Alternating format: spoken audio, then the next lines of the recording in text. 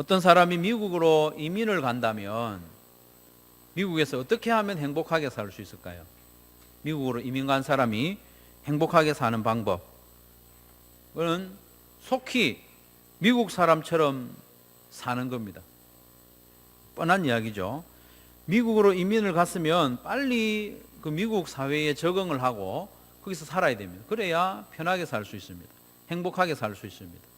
그럼 미국으로 이민을 갔음에도 불구하고 자꾸 한국 생각하고 또 한국 음식 먹고 싶다고 한국 음식 만들어 먹고 이렇게 하면 이 적응하는데 오래 걸리고 행복하지가 않습니다. 직장에 가서도요, 한국 음식 먹고 싶다고 도시락을 한국 음식, 김치나 이런 거 싸가지고 주차장에 가서 먹고 이렇게 하면 적응이 안 되는 거예요. 행복하지가 못합니다. 사무실에 다시 돌아오면 냄새 난다고 막 그렇게 하고 이렇게 하니까 행복하지가 않는 거죠. 사고방식도 미국식으로 빨리 바꿔야 됩니다. 쉽지는 않겠지만 사고방식을 빨리 바꿔야 미국에서 적응하고 행복하게 살 수 있죠. 저도 미국에서 살아보지는 않았습니다만은 듣는 말에 미국 사람들 상당히 합리적입니다. 그래서 이웃 사람이 식당을 개업했다 그렇게 한번 가볼 수는 있겠죠. 가볼 수는 있는데 그 집이 맛이 없다 그러면 다음부터 안 갈 거예요. 한국은 합리적, 이성적으로 이렇게 하는 게 아니고 정으로 살아가잖아요. 그래서 맛이 좀 없어도 다음에 또 가고 또 가고 그렇게 하는 거죠.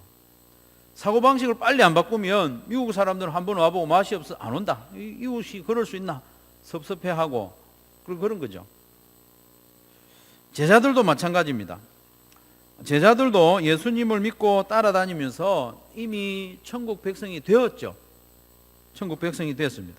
오늘 본문을 포함해서 마태복음 18장에 보면 제자들은 아직도 이 땅의 가치관에 매여서 살고 있는 것 같아요.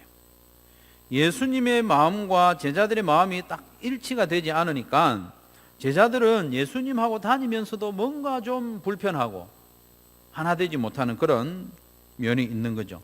예수님은 천국을 선물로 주셨는데 이 천국의 생각과 가치관으로 살지 않고 여전히 이 땅의 생각을 가지고 사니까 예수님 가까이 하는 게 뭔가 좀 불편한 거예요. 여러분, 마음이 예수님하고 맞지 않으면 어떻게 해야 할까요? 제자들이 예수님의 마음에 맞춰야 할까요? 안 그러면 예수님이 제자들의 마음에 맞춰야 될까요? 예?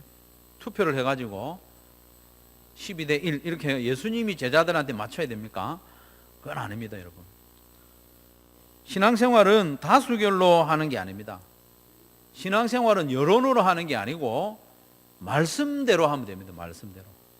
말씀대로 하면 되는 거죠. 마태복음 18장 1절에 보면 이 제자들의 마음이 어디에 있었는지 분명하게 드러내 줍니다. 같이 한번 읽겠습니다. 시작.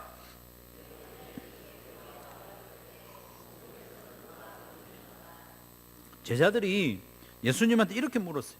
예수님, 천국에서는 어떤 사람이 큰 사람입니까? 왜 이렇게 물었을까요? 제자들이 큰 자가 되고 싶은 생각을 가지고 있는 거예요. 마태복음은 분수령이 16장입니다. 16장에서 제자들이 신앙 고백을 하죠. 주는 그리스도시요 살아계신 하나님의 아들이십니다. 이런 분명한 신앙 고백을 한 그 이후로부터 예수님은 이제 제자들에게 자기의 존재를 좀 더 분명하게 이야기합니다. 메시아로 오셨음을 분명하게 이야기하고 이제 고난을 받아야 될 것을 이야기합니다.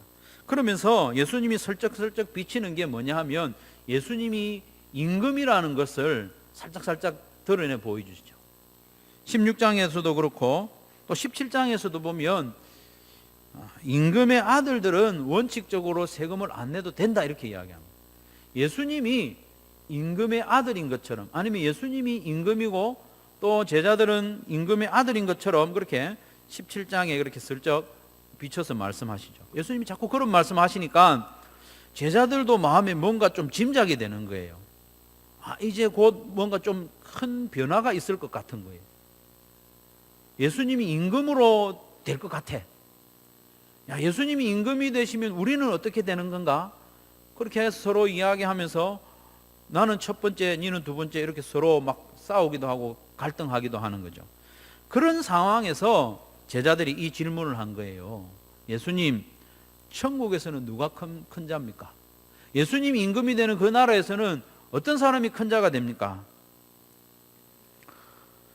제자들은 예수님을 3년 가까이 따라다녔지만 여전히 이 땅에서의 어떤 가치관이나 생각을 가지고 예수님께 묻는 거예요.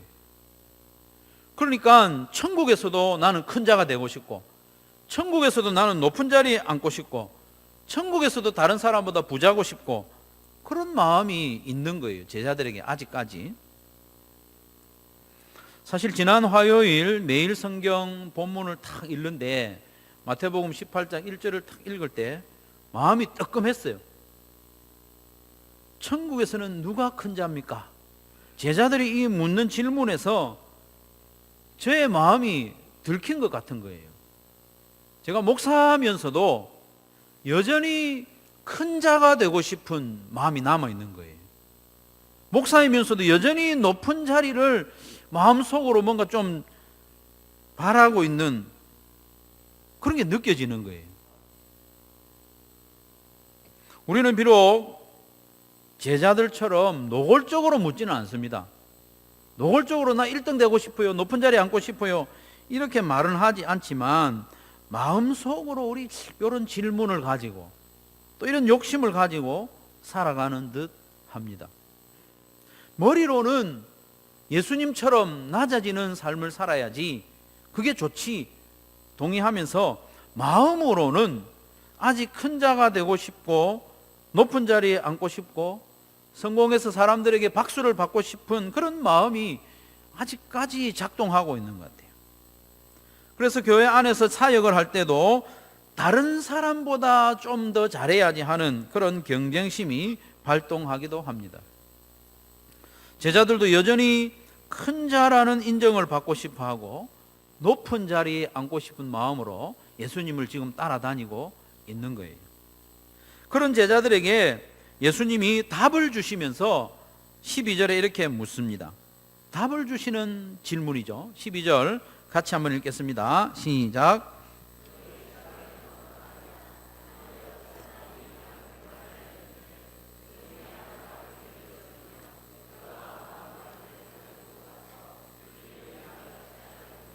아멘.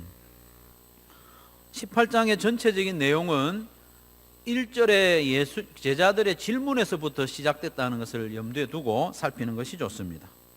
제자들의 마음은 여전히 높은 자리에 가 있는 거예요. 그래서 예수님은 이 질문과 가르침을 통해서 예수님의 마음은 어디에 있는지 가르쳐 주는 겁니다. 예수님의 마음은 잃어버린 한 영혼에 있다는 것입니다. 길을 잃은 양은 여러 가지로 해석할 수 있겠지만 크게 두 가지 정도입니다. 첫 번째로는 교회 안에 속한 성도가 길을 잃고 방황하는 그런 의미, 또 다른 한 가지는 아직 교회에 속하지 않은 불신 영혼을 의미하기도 합니다. 그런데 오늘 본문의 문맥을 쭉 살펴보면 여기서 길 잃은 양은 이미 교회에 속했다가 방황하는 그런 한 영혼이라는 의미가 조금 더 짙습니다. 하지만 불신 영혼의 의미를 배제하지는 않습니다. 왜냐하면 예수님 자신이 사람으로 이 땅에 오신 목적이 바로 잃어버린 영혼을 찾으러 오신 것이거든요. 그리고 구약 성경에서부터 이런 양을 찾는 목자의 이야기를 많이 합니다. 에스겔에서도 그렇고, 특별히 누가복음 15장에 보면 예수님께서 오늘 본문과 똑같은 비유를 통해서 이 잃어버린 양은 아직 교회 밖에 있는 사람들, 예수님을 모르는 사람들을 가리키고 있다는 것을 보면 이 어린 양은 어쨌든 잃어버린 양에 대한 말씀이라는 것입니다. 어쨌든 예수님의 우선적인 관심은 성공이나 자리가 아니라 잃어버린 한 영혼에게 있음을 제자들에게 지금 가르쳐주고 있는 겁니다. 예수님의 마음이 잃어버린 한 영혼에 있다는 그것은 이유가 뭐냐면 하나님 아버지의 뜻이 거기에 있기 때문입니다. 14절에 보면 이와 같이 이 작은 자 중에 하나라도 잃는 것은 하늘에 계신 너희 아버지의 뜻이 아니니라. 바꾸어서 말하면 한 영혼이라도 찾아오는 것, 이게 하나님의 뜻이라는 겁니다. 그렇기 때문에 예수님은 거기에 마음을 가지고 있는 거죠.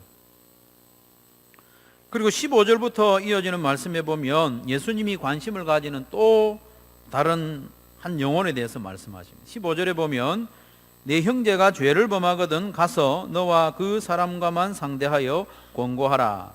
만일 들으면 내가 내 형제를 얻은 것이요 라고 했습니다.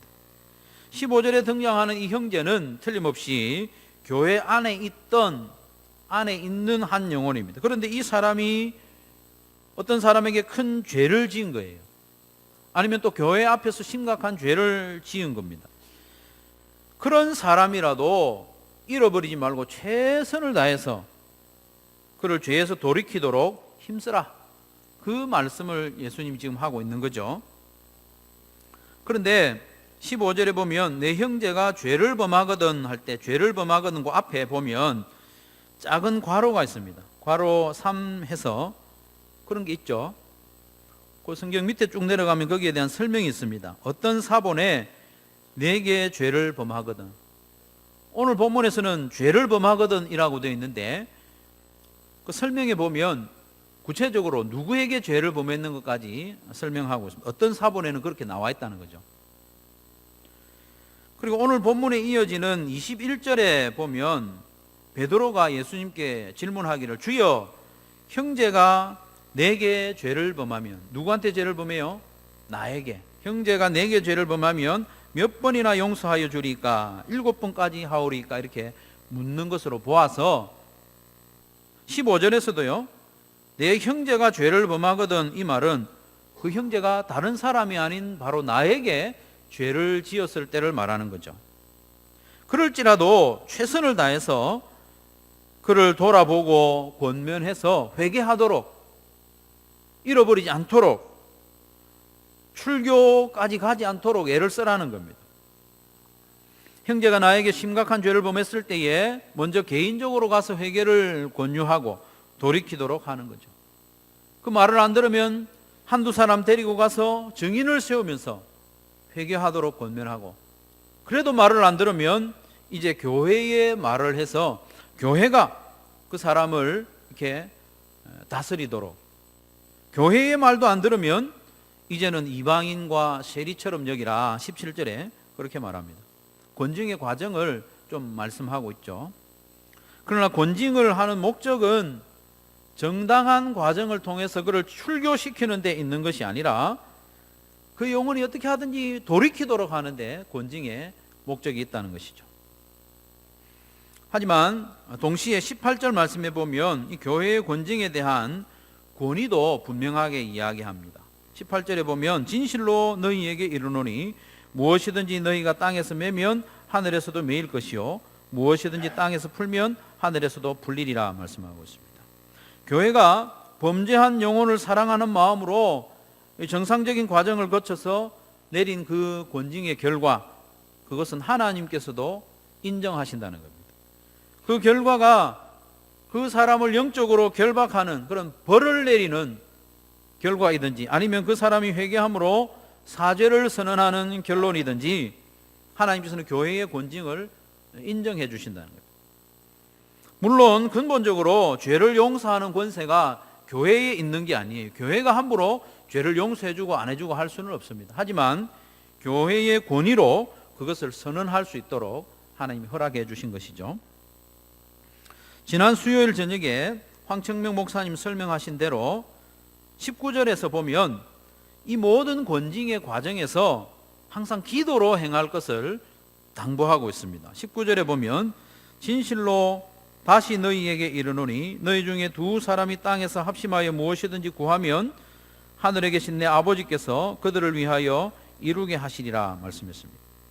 특히 두 사람이 땅에서 합심하여 기도한다는 것은 아직 이 사람에 대해서 공식적으로 교회에 알리기 전에 기도함으로 이 일이 해결되기를 바란다, 그런 의미라고 설명을 했습니다.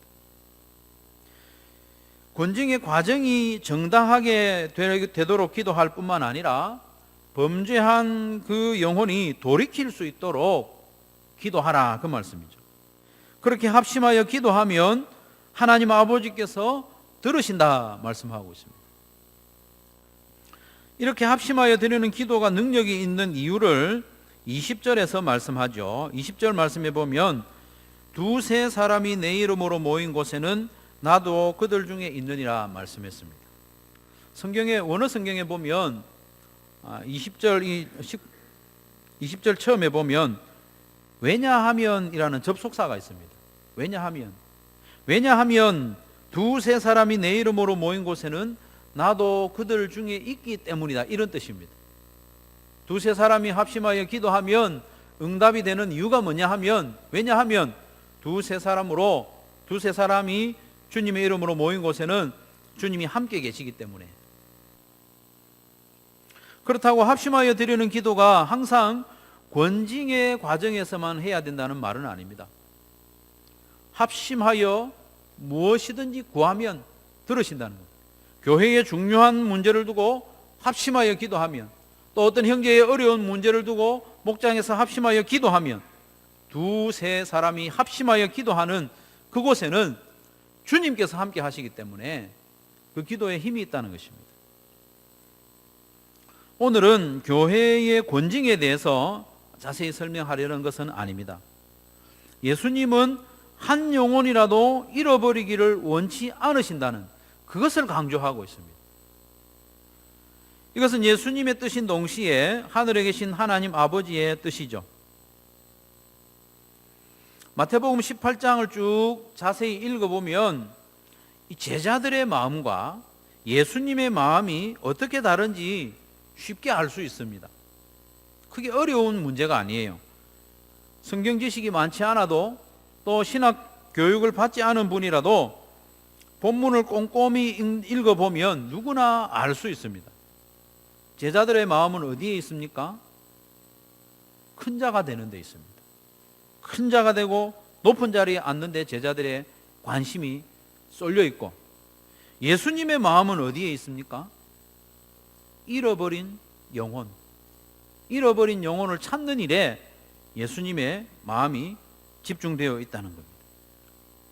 그래서 예수님께서 제자들에게 지금 가르치시려고 하는 내용은 분명합니다. 어렵지 않습니다. 얘들아, 큰 자가 되려는 내 마음을 빼앗기지 말고 내 마음에 소중히 여기는 바 잃어버린 영혼 찾는데 너희들 마음을 집중했으면 좋겠다. 그 가르침을 하는 거예요. 어렵지 않습니다. 그리고 적어도 우리의 머리로는 그것이 이해가 됩니다. 받아들여지죠. 그렇지 않습니까? 이 말씀을 들으면서 나는 그래도 제자들처럼 큰 자가 되는데 마음을 두고 살래, 이렇게 결심하는 사람은 없을 거예요. 머리로만이라도 그렇지, 예수님의 마음을 우리가 품고 잃어버린 영혼을 찾는 일에 내가 힘쓰면서 살아야지, 그렇게 동의할 수 있지 않겠습니까? 그런데 머리로는 동의가 되는데 마음으로는 쉽게 안 받아들여져요. 삶으로는 좀 더 실행하기가 더 어렵습니다. 목사인 저도 이 제자들의 질문을 보면서 마음이 뜨끔했다고 하지 않습니까? 예수님, 천국에서는 어떤 사람이 큰 사람입니까? 그렇게 묻는 거예요. 천국에서 큰 자가 되고 싶어하는 이 제자들이 이 땅에서 사는 동안에는 어떤 자가 되고 싶어 했을까요? 당연히 큰 자가 되고 싶은 거예요. 예수님 따라다니면서도 큰 자가 되고 싶은 거예요. 높은 자리에 앉아서 아래에 있는 사람들을 위해 군림하고 싶은 거예요. 넓은 집에서 많은 종을 부리면서 편하게 살고 싶은 마음이 제자들에게 아직 남아 있는 겁니다. 자기를 아는 모든 사람으로부터 부러움과 두려움의 대상으로서 그렇게 살고 싶은 것이 지금 예수님을 따라다니는 제자들의 솔직한 심정입니다. 그렇다면 저와 여러분의 마음은 어떻습니까? 우리는 대체로 예수님을 구주로 영접했습니다.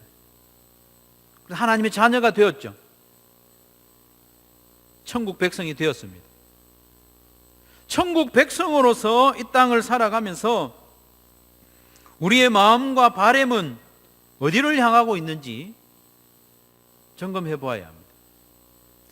머리로는 예수님처럼 천국의 가치를 따라 살고 싶어 하지만 이 머리보다도 더 힘이 센 이 가슴, 우리의 마음, 감정, 이것은 여전히 이 땅의 가치를 추구하면서 살도록 우리를 혼란스럽게 하는 겁니다. 머리보다 가슴이 더 힘이 세요. 아는 대로 사는 것이 아니고 원하는 대로 사는 우리의 모습이지 않습니까?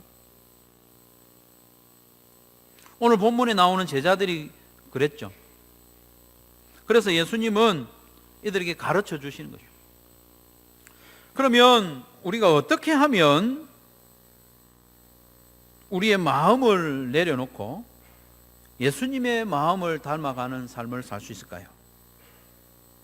머리로는 예수님의 마음을 품고 있지만 가슴으로는 여전히 이 땅의 가치를 따라 살아가는 우리의 삶이 어떻게 하면 좀 고쳐질 수 있을까요? 그것은 경험해 보는 데 있습니다. 경험해 보아야 돼요. 예수님의 마음으로 살아가는 삶을 경험해 보아야 천국의 가치가 이 땅의 가치와는 비교할 수 없을 만큼 크다는 것을 제대로 알 수 있게 되는 겁니다. 예수님의 마음으로 사는 그 삶, 그 열매를 맛보아야 그렇게 살아갈 수 있습니다. 성경에서 무엇인가를 안다라고 할 때는 대부분 경험으로 아는 겁니다. 지식적으로 아는 게 아니고 경험적으로 아는 걸 말해요. 우리가 예수님의 마음으로 사는 그 삶을 경험하고 맛보지 않으면 어떻게 됩니까? 자꾸 이 땅에서 맛본 것으로 되돌아가는 거예요. 이 땅에서 맛본 게 뭡니까? 큰 자가 좋은 거다. 높은 자리에 앉는 게 최고다. 그런 맛을 지금까지 계속 보아왔기 때문에 새로운 맛을 경험해 보지 않으면 머리로는 천국의 가치를 들어도 자꾸 옛날로 돌아가는 겁니다. 그렇기 때문에 우리는 실제로 연습을 해보아야 합니다. 수영에 관한 책을 한 100번 정도 읽었다고 칩시다. 수영 잘하겠습니까? 수영에 관한 책을 한 100권 읽으면 수영에 대해서 박사쯤 될 거예요. 자유형은 어떻게 하고 접영은 어떻게 하고. 물에 들어가 보지 않으면 책으로 아는 지식은 소용이 없습니다. 들어가 봐야 합니다.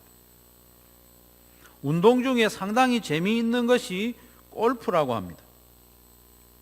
저도 머리로는 골프가 재미있다는 것을 압니다. 그러나 경험해 보지는 않았어요. TV에 보면 골프 채널이 줄줄이 있습니다. 그걸 보면 틀림없이 그것이 재밌다는 것은 확실합니다.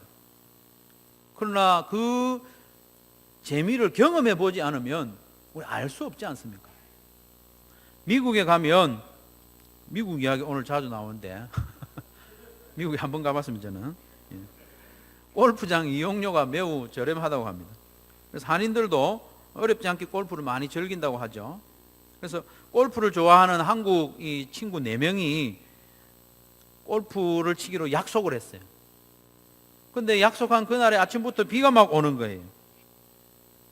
그래서 이 친구가 너무 아쉬워가지고 골프는 못 치더라도 한 골프장에는 한번 가보고 오자 이렇게 골프장에 갔대요. 비 오는데. 근데 가보니까 약속한 이 4명이 하나도 안 빠지고 다 나타났다는 거예요. 얼마나 재미가 있었습니까? 골프를 직접 경험해보지 않은 저로서는 이해가 되지 않지만 골프를 재밌게 즐기는 분들은 이해가 될 겁니다. 예수님의 마음으로 살아가는 것도 마찬가지입니다. 머리로만 예수님의 마음으로 한 영혼을 주님께 인도하는 그런 삶을 귀하게 실제로는 그렇게 살아가지는 못합니다. 머리로만 그렇게 생각한다면. 한 영혼을 주님께로 인도하고 연약한 영혼을 주님의 제자로 든든히 세우는 삶을 실제로 실행해보고 경험해보아야 합니다.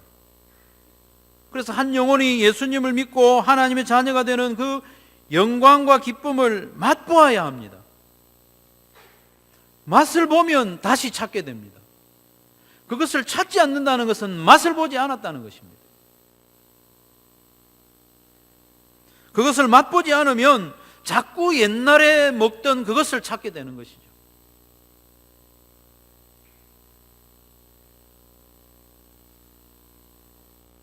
물론 가끔 보면 영혼 구원하는 것도 사람에게 인정받으려고, 그래서 큰 자가 되려고 하는 그런 마음으로 하는 경우도 가끔은 있습니다. 그건 좀 조심해야 될 일이죠.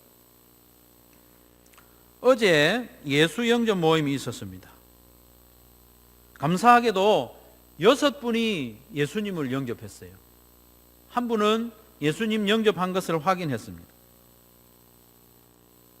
참으로 감사한 일 아닙니까? 참으로 감사한 일 아닙니까?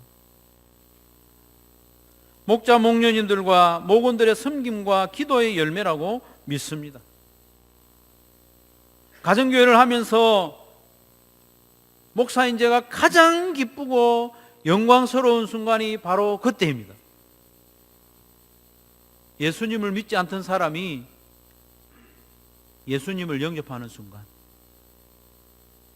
하나님의 자녀가 되고 천국 백성으로 거듭나는 그 순간에 내가 그 자리에 함께 있다는 것이 얼마나 영광스럽고 기쁜 일인지 모릅니다. 그 맛을 보니까 이 일을 해야 되는구나.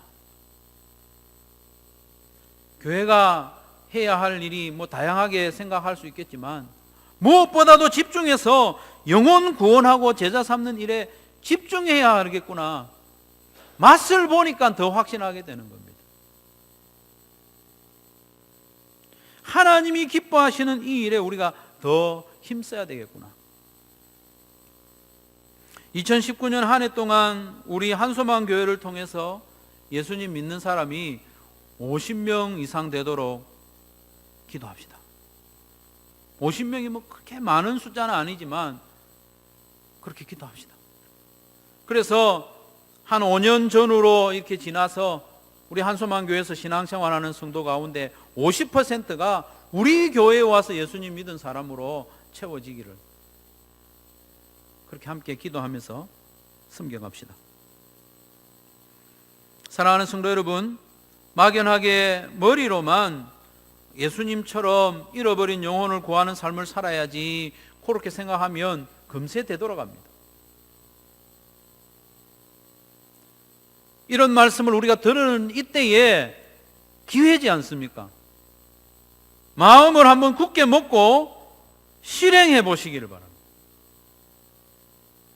영혼 구원의 그 영광스러운 맛을 보려면 VIP를 먼저 정해야 되겠죠. 기도해야 되겠죠. 그리고 살아가는 가운데 VIP를 수시로 섬기면서 예수님을 전하든지 또 목장으로 초대하든지 교회로 초대하든지, 그 일은 결코 쉬운 일은 아닙니다. 인내가 필요하고 기도가 필요하고 눈물이 필요합니다. 그렇게 섬기는 가운데 한 영혼이 예수님 믿고 하나님의 자녀로 거듭나는 것을 경험해 볼 때에 이전에 맛보던 것은 찾지 않게 되는 겁니다. 우리가 이전에 맛보던 것을 자꾸 찾는다는 것은 새로운 맛을 아직 보지 않았다는 것입니다. 하나님이 그토록 원하시는 바, 잃어버린 한 영혼을 주님께로 인도하는 그 일에 가치와 맛을 우리가 실제로 경험해 보면 그렇게 하지 말라고 해도 하지 않겠습니까? 100번 듣는 것보다 한 번 보는 것이 낫다고 하죠. 그리고 100번 보는 것보다 한 번 해보는 것이 낫습니다. 말씀을 들을 때는 그래, 예수님 마음을 품고 살면 좋겠다, 그런 생각이 들다가도 돌아서면 또다시 큰 자가 되고 싶어하는, 큰 자가 되고 싶어서 열심히 살아가는 그런 모습이 우리에게 자꾸 반복되지 않습니까? 왜 그렇습니까? 안 해보기 때문입니다. 실제로 안 해보면 자꾸 되돌아갑니다. 천국의 맛을 보지 않으면 지금까지 맛보던 세상으로 돌아가는 것은 자연적인 이치 아니겠습니까? 안 해보면 그 맛을 모릅니다. 한번 따라하겠습니다. 한번 해봅시다. 한번 해봅시다. 해보고 맛을 보아야 우리의 삶이 바뀝니다. 영원히 지옥의 형벌을 받을 사람이 나를 통하여 예수님 믿고 하나님의 자녀로 거듭나는 그 영광스럽고 영원한 역사의 순간에 한번 맛을 보시길 바랍니다. 그 맛을 보면 이제 더 이상 큰 자가 되고 높은 자리에 앉고 거기에 마음을 빼앗기지 않을 수가 있는 것입니다. 예전에 함께 사역하던 한 권사님 이야기를 하려고 합니다. 이 권사님은 영혼 구원하는 일에 정말 헌신적인 분이었습니다. 제가 유년부 담당 교역자로 있었는데 그분이 부장이었거든요. 이분은 일주일 내내 영혼 구원하기 위해서 어린이도 신방하고 1학년부터 3학년까지 유년부 아이들을요 1년 평균 100명 정도 출석하도록 헌신하는 분이에요. 사람들은 이명호 목사가 열심히 해서 그런가 이렇게 생각할 수 있는데 다 그분이 영혼을 구원하기 위해서 불철주야. 어린이뿐 아니고 장년에게도 복음을 전하고 영혼 구원을 위해서 애를 쓰는 분이었어요. 그런데 이분이 전도해서 신앙생활을 같이 시작한 어떤 세 가족이 있었는데 이 세 가족이 어떤 이유에서인지 오해가 있었는지 마음의 상처를 받은 거예요. 나는 이제 예수 안 믿는다 하고 교회를 뛰쳐나가는 거예요. 그때 이 권사님이 쫓아나가가지고 바닥에 무릎을 꿇고 빌었어요. 이 권사님이 딱히 잘못한 것도 아니에요. 자기의 잘못을 빈 게 아니고 예수님을 떠나지 말라는 간절한 마음으로 무릎을 꿇고 빌은 거예요. 어떻게 그렇게 할 수 있습니까? 물었더니 한 영혼을 주님께 인도하는데 무릎 꿇는 게 별습니까? 그렇게 하는 거예요. 이분은 맛을 본 분이에요. 영혼 구원하는 일이 얼마나 가치 있고 영광스러운 일인지 맛을 보니까 자기보다 훨씬 어린 사람의 앞에서 무릎을 꿇고 비는 겁니다. 사랑하는 성도 여러분, 제자들이 예수님께 물었죠. 예수님, 천국에서는 어떤 자가 큰 자입니까? 우리도 아직 그런 질문하고 신앙생활하고 있지는 않습니까? 이미 천국 백성이 되었으면서도 자꾸 이 땅의 기준으로 잘 되려고 하고 예수님 나를 큰 자가 되게 해주세요. 그것은 예수님의 마음을 모르는 제자의 모습입니다. 예수님은 자리에 관심이 있는 게 아니고 영혼에 관심이 있다는 것이죠. 사랑하는 한소망의 권성 여러분, 우리도 이제 더 자리에 관심 가지지 마시고 내가 얼마나 소유하느냐 거기에 관심 가지지 말고 예수님의 마음, 잃어버린 영혼을 찾아 나서는 그런 삶을 살아가는 저와 여러분 되기를 주님의 이름으로 축원합니다.